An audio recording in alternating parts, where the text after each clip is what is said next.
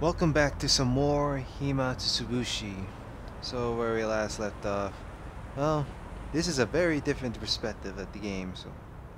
So going back to it, I kind of suffered from heat exhaustion and was unable to upload any videos due to the motivation weighing me down due to the high temperatures. But picking up, let's continue reading. Hanging up the phone, I let my gaze drift outside the window at the valley of unfamiliar buildings. Akasaka-san, car you can borrow. Just returned. I'll take you to it, so follow me. Ah, thank you. He showed me the elevator to the underground parking lot, where a battered sedan was waiting for me. That the steering wheel kept drifting to the left was a little concerning, but it would be enough to get me around for a while. My destination was Shishibone City Essex Prefecture, an area under the control of the Onikafuchi Defense Alliance. The Okonomiya police station was right on the front lines. And, well, this is very center right here. It just stopped. Because last time I was recording for like 45 minutes or early, a while ago. So hopefully we can do more of this. Okonomiya Essex Prefecture, Okonomiya Police Station. Oh hey, we got a new background. We got the police station. Shishibone City was as far as provincial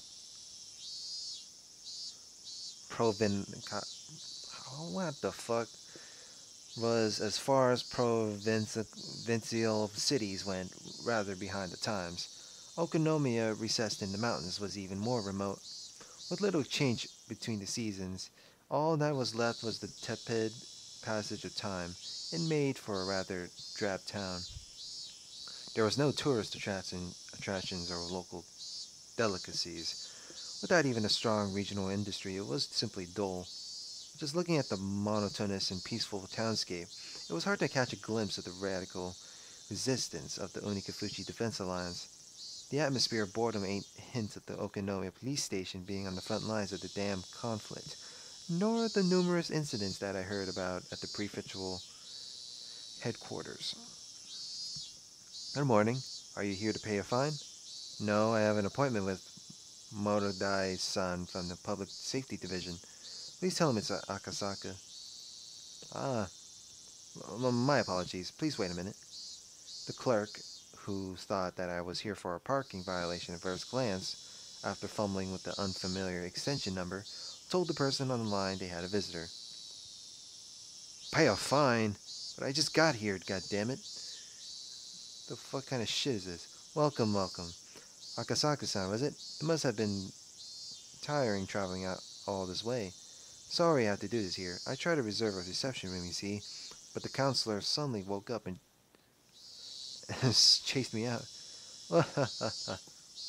I would hesitate to call where we were a conference room, as it was very small and cluttered. The cramped space was packed with lockers. I had the impression that it was more of a change room that doubled as one for smoking. Listening to his crude chortles, I didn't get much of a feeling that Morodai, who was head of the local public safety division, was much of an intellectual. But I knew that in exchange we had both experience and absolute confidence in this instance. I apologize for interrupting you during such a busy time. I'm Akasaka from the Metropolitan Police Department. Pleased to make your acquaintance. Morodai from the Public Safety Division. Nice to meet you. I was threatened by Sankai from the prefectural gangbusters to be generous with my cooperation. Well, I don't even know what the hell you're talking about. Gangbusters? You mean the prefectural crime prevention division? You see, we're treating the Onikafuchi Defense Alliance as an extension of the local Yakuza. You'd have to be a newbie if you think they're just a residential protest group. They said at the prefectural office, too, that the Onikafuchi Defense Alliance was linked to the local mob. If I recall correctly, the adopted son of somebody influential was a lieutenant in that gang. It's the other way around. The complete opposite. The Yakuza put up the protest group as a front to justify their actions. Just think of it like that. Completely the other way around. Monodai was just about rolling with laughter. This was slightly different than the info given to me at the prefectural office, but somebody embedded locally would be more knowledgeable.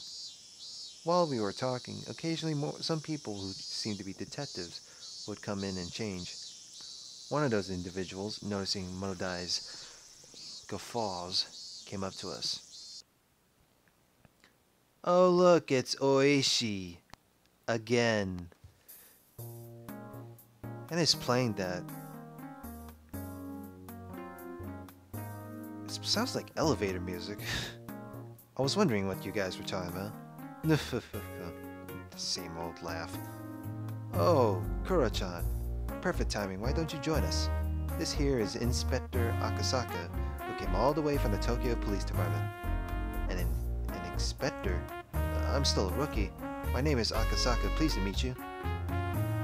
"It must be nice to be so fresh-faced. Did they hire you this year?" I couldn't help but think I was being ridiculed, so I only responded with a forced smile.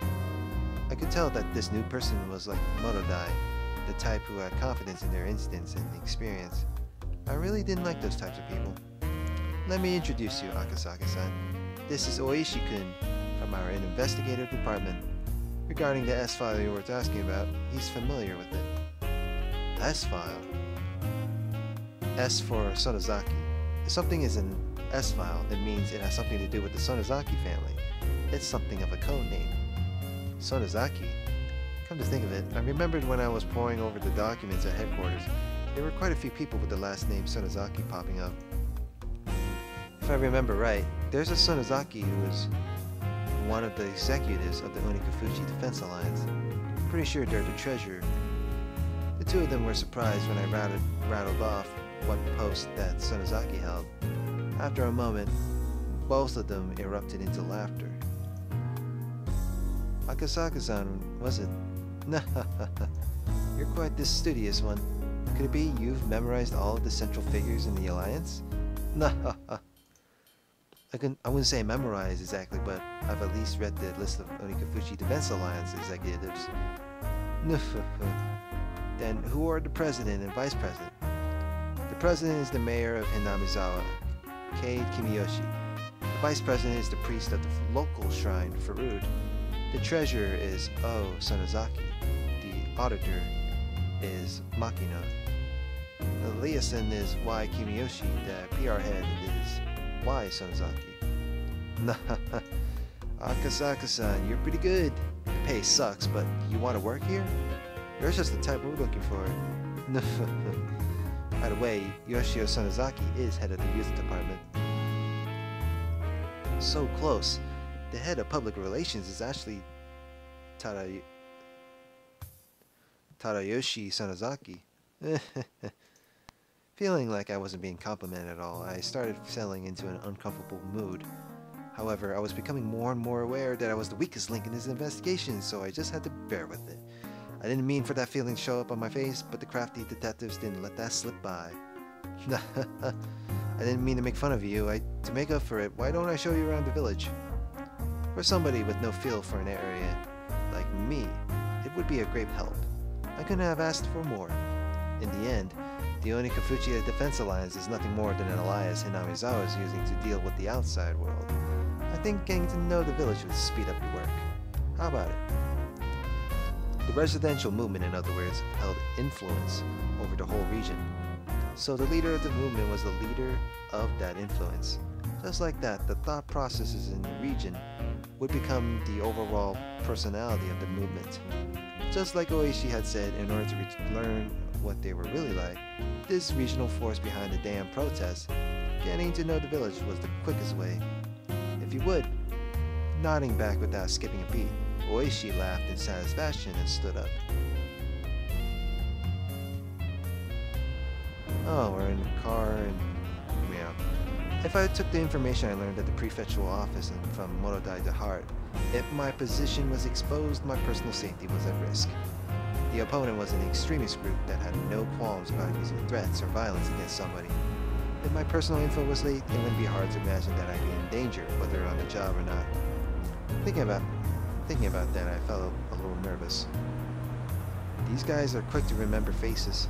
if you're seen with me, they'll probably do a lot to hinder your work. This might be a little cliche, but put these on. Ooishi handed me an incredibly suspicious disguise comprised of a baseball cap, sunglasses, and a mask. I didn't want to get all hot and stuffy, but Ooishi's warning was probably right on the money. Considering that, I put them on with appreciation. I looked so suspicious that Ooishi had to smile wryly. How much did I tell you again? Let's see.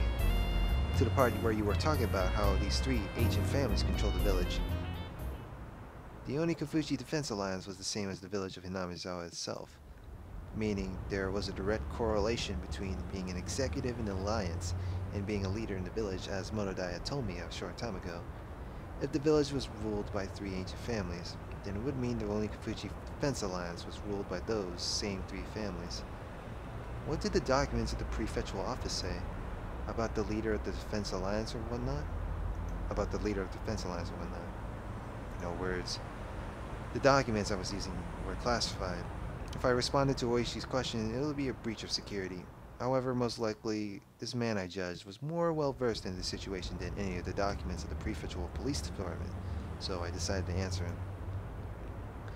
That the president of the alliance is the current mayor of the village, Kichiro Kimiyoshi. Ooishi, upon hearing that, let out a small chuckle. For him to ask like that, and to laugh at the answer as it was recorded in the documents, meant that wasn't the case in reality. So then, that means there's somebody else other than Kimiyoshi behind the scenes, contrary to what the prefectural office thinks, or rather, what is commonly known. Old man Kimiyoshi is nothing more than a figurehead. In the first place, the post of mayor in that village is nothing more than ceremonial. In other words, there's something else in charge of both the alliance and the village? Would that be the three families we just talked about? Well, I'll explain that part right now. All of a sudden, with a thunk, this car suddenly lurched. The paved road had given way to a gravel one. At the same time, the scenery outside the window changed. The Hinamizawa Dam project must be withdrawn. Overthrow the shameless puppet of a governor. The dam will submerge the natural beauty of Hinamizawa. Protect the village from the unethical dam. Fear the wrath of Oyashiro-sama's curse. Oh, the good old curse from the previous 3 chapters. Demolish the dam. Those involved must go away. The construction office must respond. The office manager or something must negotiate with us. Signs and banners crowded the roadside. Even reading the brush-scrawled words was daunting. It was as though where the road just changed was a border with a different country. At that moment, I was startled by the car suddenly braking. Looking ahead, a barricade had been erected. About 5 or 6 protesters wearing masks and helmets to hide their faces were blocking the road, yelling at us angrily to stop. What is this? A checkpoint? These guys never learn. Ooishi snorted as he rolled down the window and leaned out. Hey, you guys, you can't be blocking the road like this here. As Ooishi glared at them with a malicious laugh, they visibly faltered. Cleared away. We can't get by like this. Who would have thought it was Ooishi's car? That panicked thought seemed to make them lose their presence of mind. If we had known it was your car, Detective Ooishi, we wouldn't have been so rude. Detective, what happened to your usual car? Is it in for maintenance? Something like that. I just can't get used to this car they loaned me. Judging from their brief conversation, I could guess that they were familiar with the license plate of the car Ooishi normally used. In other words, if they knew the car belonged to the police, they would have hidden the barricade. What they were doing was obviously obstruction of traffic, a blatant crime. Who's that suspicious guy? Could you show us your face? The man glared at me menacingly. Wearing a mask and sunglasses made me look particularly dubious. Would not showing my face get me into some unnecessary trouble? I turned to Ooishi to see what I should do. Give him a break. He's still a shy little rookie. I just wanted to make sure he wasn't nobody suspicious. Hinamizawa has been in a bit of a stir as of late. Nah, ha, ha, ha. Have you looked at yourself in the mirror lately? That mask you're wearing is way more suspicious than that. Nah, ha, ha. The men in Ooishi continued to talk like that, feigning smiles at one another. However, from the beginning to the end, I couldn't get over the feeling I was sitting on a powder keg. As the number of trucks illegally dumping still not decreased, it's a real hassle dealing with it all the time. Illegally shitposting. If the police could understand and cooperate, it would really help. During that conversation, the barricade was moved, leaving a gap wide enough for a single car to get through. Ooishi lightly honked the horn once and began to roll the car forward. I could see the men's antagonistic glares at the back of the car in the rearview mirror. What was that just now? Blocking a public road like that. Of course it's a crime. Still, if you get worked up over that, it will never end. Those guys, see, claim there's an infestation of trucks illegally dumping in the village. Their story goes that in order to stop that, they're halting suspicious vehicles for inspection. Illegal dumping, like corrupt contractors just tossing industrial waste away? Their line of argument is that if the police aren't going to do anything about it, they'll take matters into their own hands. Well, the industrial waste is just something they're doing by themselves anyways. By themselves? They have a pretty good strategy. You see, in order to hinder construction, they've spread industrial waste over by the dam site. Then, blaming it on corrupt contractors, they start instituting these inspections. There, they stop every construction vehicle coming through and interfere with them as much as possible. So then, it's one of the methods the Ch.4 Defense Alliance is using. With that inspection just now, this car's license plate has probably been recorded. It shouldn't get stopped from here on out. Those guys know very well not to get me angry. Nah, haha. Oh boy. No words. See, rumors that if they figure a car is related to the construction in some way, not only would there be checkpoints stopping it at every turn, but they'd be throwing rocks and planting road spikes as well. It's best you be careful so you're not identified. If they find out you're from public safety, who knows what you'll suffer through. I don't think it's a laughing matter. Ooishi was acting like we were talking about something fun, but for me it was no laughing matter. Exactly. It always feels like we've wandered into a civil war in the Middle East. What is this? The War of Iraq? Nah, this is 1980s. Nah, that's a good way of putting it. It's pretty much just what you said. Ooishi turned to me with a grin and a menacing laugh. You see, this here's a war zone. Gee, I wonder why. This creepy music just with the very first part. The car slowed down a bit as it went down a narrow road through some farmland. You see that house in the forest over there? That antiquated one? Looking at where Ooishi was pointing, there certainly was an old or traditionally designed house. That belongs to the mayor, Old Man Kimiyoshi. You could say it belongs to the main Kimiyoshi house as well. Well, still the same thing. There's a lot of branches, but they'd be one of the three families. The three families, the ancient families that control Hinamizawa? That's right. And one of the others is the Furude family. Their house doesn't even have a single branch, as all that's left is the head priest's family. Right over there, there's the shrine. He's the priest there. By the way, the Defense Alliance's office is on the grounds of that shrine. The office of the Ch.4 Defense Alliance. If these guys were the enemy, that would make the shrine their stronghold. Can we look over there? The shrine is the Furude family's private property, you see.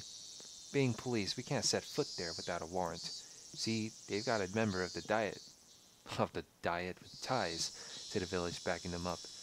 Basically, being the police has its strengths and weaknesses. No words.